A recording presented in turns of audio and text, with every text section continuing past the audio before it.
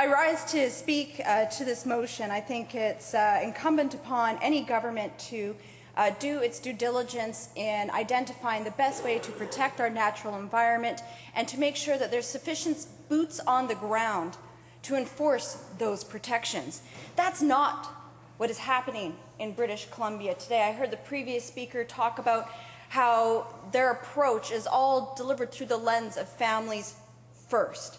Madam Speaker, that couldn't be further from the truth. We need not look any further than the policy on clawbacks to know that this government is only about talk when it comes to families first, and they're only about talk when it comes to environmental protection and enforcement of those protections.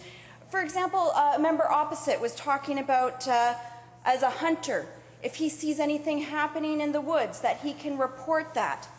Well, my goodness, coming from a hunting family, Madam Speaker, I would like it to be well known in this House that we don't appreciate the government downloading responsibility for environmental protection and regulation onto us for the few months of the year that we are actually in season. That is absolutely ridiculous, Madam Speaker. But maybe that's why other members assert that all is well.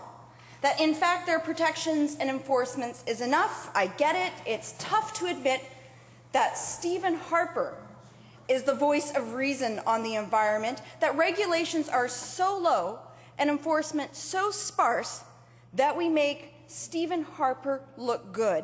I get that members opposite have a duty to uphold the Premier's say one thing and do another MO. I get that they have to do that. But here's what's really going on, Madam Speaker.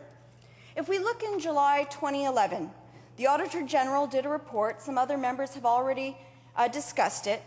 And this is what they say in their executive summary, page 6, for the members opposite, if they would like to take a look at this. Maybe they haven't seen this report. It's an important report. It's an independent eye on what they are doing. This is the truth of the matter, Honourable Speaker. On page 6, the report says, the Environmental Assessment Office's oversight of certified project is not sufficient to ensure that potential significant adverse effects are avoided or mitigated. They go on to say, specifically, the EAO is not ensuring that certificate commitments are measurable and enforceable, monitoring responsibilities are clearly defined, and compliance and enforcement actions are effective. The EAO is not evaluating the effectiveness of environmental assessment mitigation measures to ensure that projects are achieving the desired outcomes. And the EAO is not making appropriate monitoring, compliance, and outcome information available to the public to ensure accountability. That was 2011, Madam Speaker. 3 years later, in 2014, I need to look no further than my own backyard with Jumbo Glacier Resort to see that this is still true.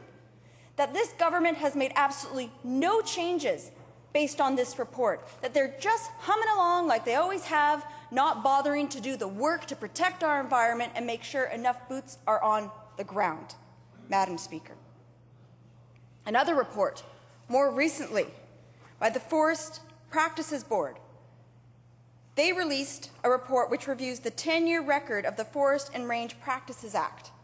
The sweeping reform of that act was the sweeping reform of forest practices that the BC Liberals passed in 2003. And what did that report have to say? Weak standards. Weak standards when it comes to our managing our forests and range practices. The objectives and values in the law and regulations are vague or not defined. The board can say that licensees are generally meeting the bare minimum standards but can't tell if they're meeting higher environmental objectives which remain poorly defined in law and regulation. Again, I need to look no further than my own backyard in Meadow Creek with Meadow Creek Cedar to see that this is absolutely true. Madam Speaker, there's another report, Professional Employees Association report. Thank you, Member. Thank you, Member. And noting the hour? Noting the hour, Madam Speaker, I'd like to adjourn debate.